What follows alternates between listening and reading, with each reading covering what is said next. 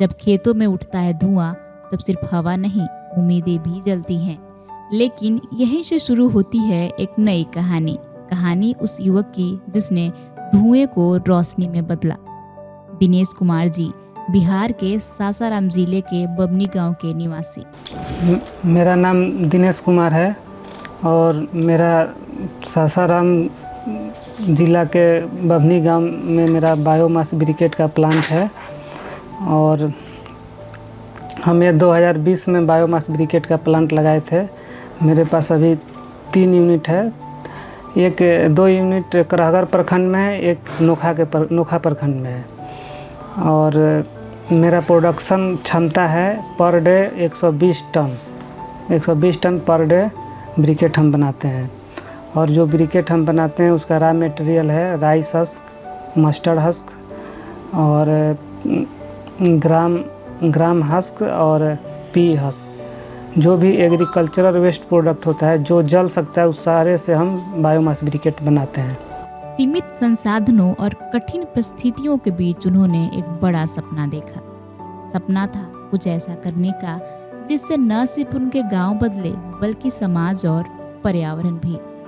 शुरुआत आसान नहीं थी, रास्तों में चुनौतियां थी, संसाधनों की कमी थी, लेकिन दिनेश जी ने हार नहीं मानी।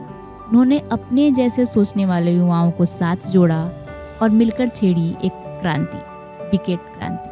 पहले हम 2016 में किट यूनिवर्सिटी भुवनेश्वर से बीटेक किए हुए हैं सिविल इंजीनियरिंग से और इंजीनियरिंग करने के बाद 2017 में मेरा जॉब लगा था पब्लिक हेल्थ इंजीनियरिंग डिपार्टमेंट में। जेई के रूप में हम काम कर रहे थे। मेरा पोस्टिंग राजगीर में था, राजगीर बेनसिलाव 3 ब्लॉक मेरे जी में था। उसके बाद हम छोड़कर बीपीएससी का तैयारी कर रहे थे। 2020 में कोरोना आ गया। कोरोना में हम लोग घर चले गए। घर जाने के बाद एक मेरा दोस्त था जो थर्मेक्स कंपनी बॉयलर का कंपनी उसमें जॉब करता था, तो हमको हमेशा सलाह देता था कि तुम ब्रिकेट या पैलेट्स बनाओ, तुम्हारे यहाँ रॉ मटेरियल ऑलरेडी उपलब्ध है। तो उस समय जब वो सलाह देता था 2017 में 16-17 में, तो हमको उस समय थोड़ा पैसा का दिक्कत था। फिर हम 2020 में जब कोरोना 2020-21 में हम किसी तरह से पैसा जुटाकर 13 लाख का एक यूनिट लगाए और एक यूनिट से धीरे धीरे करके और अभी मेरे पास टोटल 4 यूनिट है। जैसे ब्रिकेट, अभी जो ब्रिकेट है वो एक तरह की रिन्यूएबल एनर्जी है और आने वाले दिन में रिन्यूएबल एनर्जी ही ज़्यादा यूज आएगा, क्योंकि जो भी कोयला है चाहे कोई भी चीज़ है जो नॉन रिन्यूएबल एनर्जी का सोर्स है वो तो ख़त्म हो जाएगा।